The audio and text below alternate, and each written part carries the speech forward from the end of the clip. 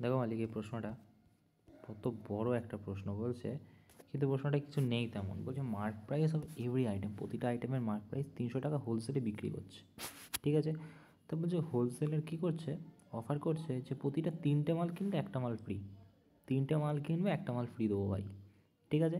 তারপর কি বলছে, বলছে 10% ডিসকাউন্ট দেবে যদি কি না 10,000 টাকার বেশি সে কেনাকাটা করে, ঠিক আছে।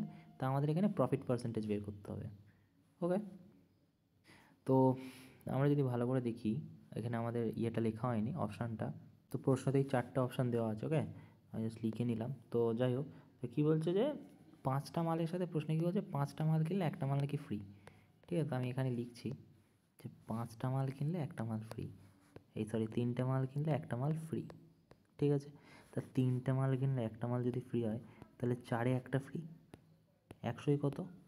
তুমি বলবে যে 25%, তাহলে 25% ডিসকাউন্ট দিচ্ছে, তাই এটাই 25% দিচ্ছে আর এটাই 10% দিচ্ছে। তো এটার যদি আমরা সাকসেসিভ ডিসকাউন্ট বের করে নিই, তাহলেই তো আমরা এখানে পার্সেন্টেজটা পেয়ে যাবো। এখানে বলেছে যে what is the effective percentage was offer Ramesh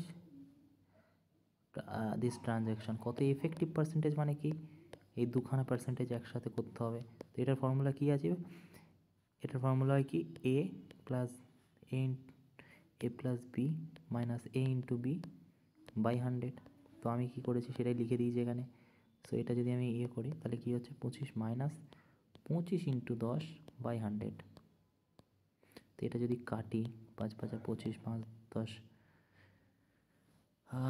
5 5 25 5 2 10, মানে কত হচ্ছে এখানে 5 দিয়ে 2 2 4, 0.5 2.5 এখানে হচ্ছে।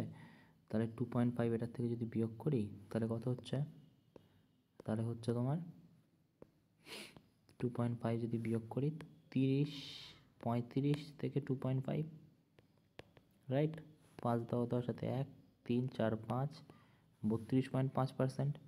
32.5% কোথায় আছে, 32.5% এই যে এটা, সেটা হয় 3 নাম্বারটা হয়ে যাবে উত্তর, ওকে।